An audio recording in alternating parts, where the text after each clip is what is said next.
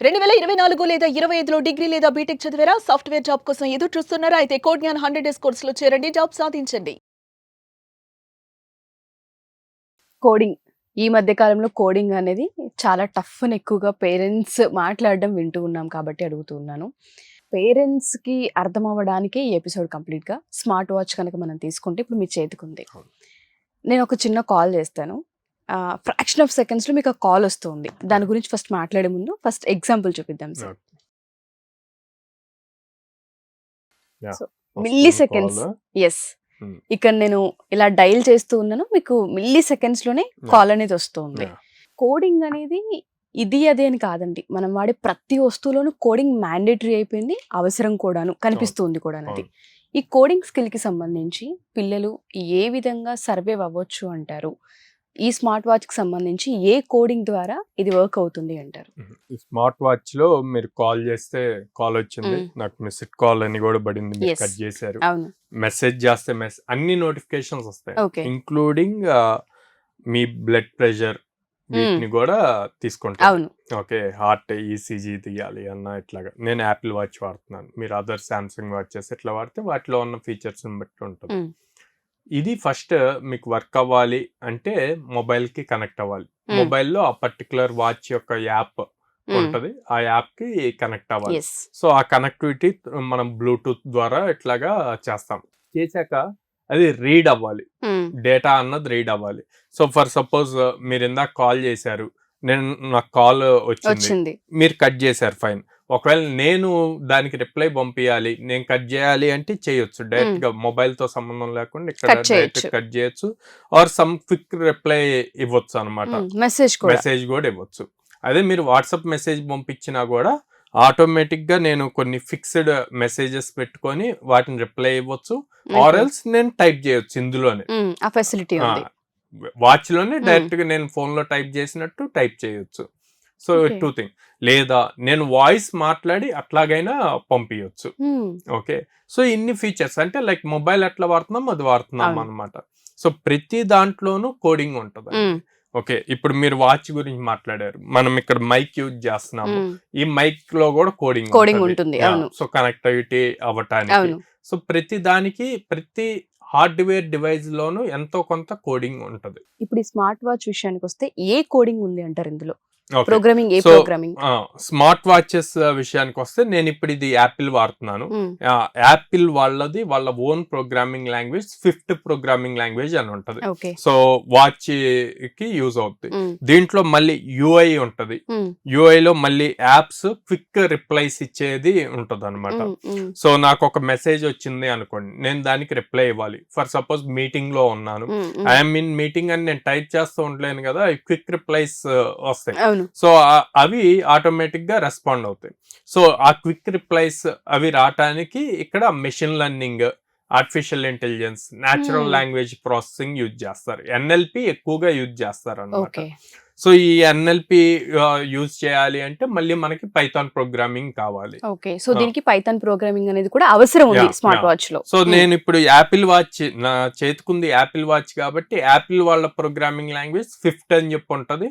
As well as దాంట్లో ఉన్న applications features use చేసుకోవటానికి natural language processing and ML, Siri అందరికి తెలుసు, ఏ సిరి రెస్పాండ్ అవుతూ ఉంటుంది. సో అది దానికి సిరి అని చెప్పి ఉంటది. సో ఇదంతా వర్క్ అవటానికి మళ్ళీ పైథాన్ యూజ్ చేస్తాం అనమాట.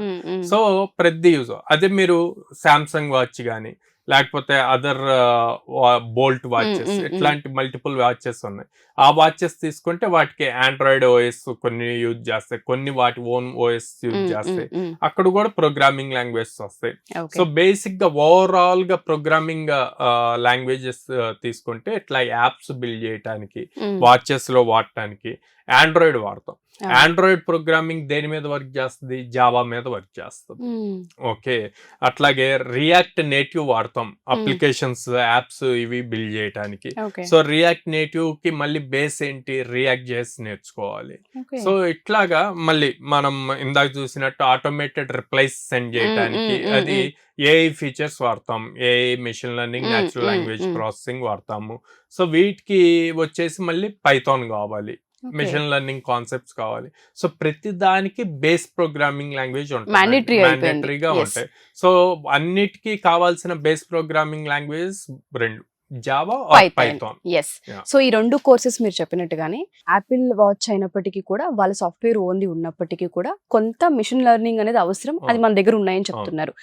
Code9 లో ఎన్ని డేస్ లో ఈ రెండు కోర్సెస్ నేర్పించే అవకాశం ఉంటుంది అంటే సార్? సో 100 వర్కింగ్ డేస్ అండి, అంటే 4.5 months పడుతుంది. ఈ 4.5 months లో కంప్లీట్ బేసిక్స్ నుంచి, అంటే జావా అండ్ పైథాన్ ఎనీథింగ్ మీరు ఏది చూస్ చేసుకున్నా okay. Complete basic software install చేసే దగ్గర నుంచి ప్రతిదీ కూడా బేసిక్స్ నుంచి స్టార్ట్ చేస్తారు డే 1 నుంచి. సో అది ప్రాపర్ గా ప్లాన్ చేసుకుంటే గనక 100 days లో స్కిల్ లో స్ట్రాంగ్ అవుతారు. డైలీ 4.5 hours క్లాస్ ఉంటుంది. At the same time 2 hours practice session ఉంటుంది. ఈ ప్రాక్టీస్ సెషన్ లో ఈ 4.5 hours లో నేర్చుకున్న దానికి మల్టిపుల్ ఎగ్జాంపుల్స్ ఎలా క్రియేట్ చేయాలి అన్నది ప్రాక్టీస్ సెషన్ లో నేర్పిస్తారు. అండ్ ఈవినింగ్ మళ్ళీ 1/2 hour ఎగ్జామ్ ఉంటుంది.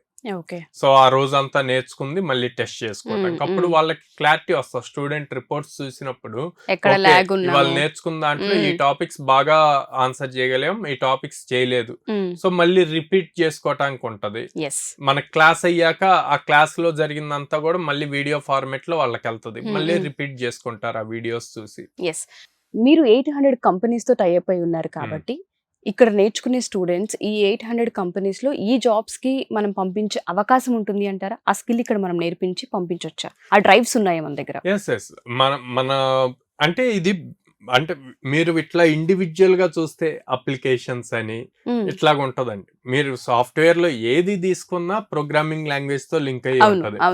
సో మీరు ఇప్పుడు పైథాన్ తీసుకోండి, జావా తీసుకోండి, ఇవి నేర్చుకొని ప్రొడక్ట్ బేస్డ్ కంపెనీస్ కి వెళ్ళొచ్చు, సర్వీస్ బేస్డ్ కంపెనీస్ కి వెళ్ళొచ్చు. మన దగ్గర అట్లా చాలా మంది స్టూడెంట్స్ డిఫరెంట్ సెక్టార్స్ లో ప్లేస్ అయ్యి ఉన్నారు అనమాట. సో మన దగ్గర రెండు ఉన్నాయి. సో రెండు ఉన్నాయి, ప్రొడక్ట్ బేస్డ్ ఉంది, సర్వీస్ బేస్డ్ ఉంది అనమాట. పర్టికులర్ గా అప్లికేషన్స్ చేయటానికి వస్తుందా అంటే కంపెనీస్ లో అట్లా చూడరు. అప్లికేషన్స్ చేయటానికి వస్తుందా అన్నది చూడరు. వాళ్ళు ఫస్ట్ ఫ్రెషర్ ని వీడు అసలు దీనికి లాజిక్ బిల్డింగ్ ఉందా, లాజికల్ గా థింక్ చేయగలడా అన్నది టెస్ట్ చేసి ఓకే ఫిట్ అవుతాడు మనకి అని చెప్పి తీసుకుంటారు అనమాట. అలా తీసుకున్నప్పుడు లోపలికి వెళ్ళాక వాళ్ళ దగ్గర ఉన్న ప్రొడక్ట్ ని బేస్ చేసి టెస్టింగ్ మీద కానీ లేకపోతే చిన్న టాస్క్స్ బిల్డ్ చేయడానికి కానీ ఇట్లా డిఫరెంట్ వేస్ లో యూజ్ చేసుకుంటారు. ఈ 90 days ఇక్కడ కోర్స్ నేర్చుకున్న తర్వాత వాళ్ళకి అంటే ఎన్ని ప్యాకేజ్ అనేది అడుగుతుంటుంటారు, ఎంత ప్యాకేజ్ లో జాబ్ వచ్చే అవకాశం ఉంటుంది అంటారు? దీనికి కంపెనీస్ ఏ కంపెనీస్ లో ఉంది అంటారు ఆపర్చునిటీస్? సో యావరేజ్ 4 LPA వస్తుందండి. స్టార్టింగ్ యావరేజ్ గా 4 LPA వస్తుంది. కొన్ని 3.6 అట్లా కూడా స్టార్ట్ అవుతాయి. మనకున్న దాన్ని బేస్ చేసుకుంటే యావరేజ్ 4 LPA ఉంది. హైయెస్ట్ 18.2 LPA ఇప్పటి వరకు మనం ప్లేస్ అయింది అనమాట. ఆల్మోస్ట్ 3,900+ స్టూడెంట్స్ ప్లేస్ అయ్యారు. సో మల్టిపుల్ కంపెనీస్ ఉన్నాయి, MNCs ఉన్నాయి, మన స్టూడెంట్స్ ప్లేస్ అయిన వాళ్ళు, అట్లా ప్రొడక్ట్ బేస్డ్ ఉన్నాయి, top level service based companies ఉన్నాయి. సో అన్నిట్లోనూ మన స్టూడెంట్స్ ఉన్నారు.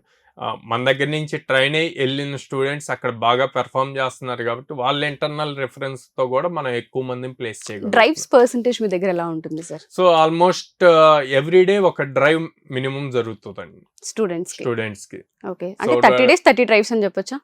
చెప్పొచ్చు. అండ్ ఒక స్టూడెంట్ కి ఒక క్యాలెండర్ ఇయర్ లో మినిమం 100 డ్రైవ్స్ ఇస్తాం ఒక స్టూడెంట్. అంటే ఎట్లా కన్సిడర్ చేస్తాము, ఒక స్టూడెంట్ 60% ఉంటాయి, ఒక స్టూడెంట్ 65 ఉంటుంది, ఇంకో స్టూడెంట్ 70% ఉంటుంది.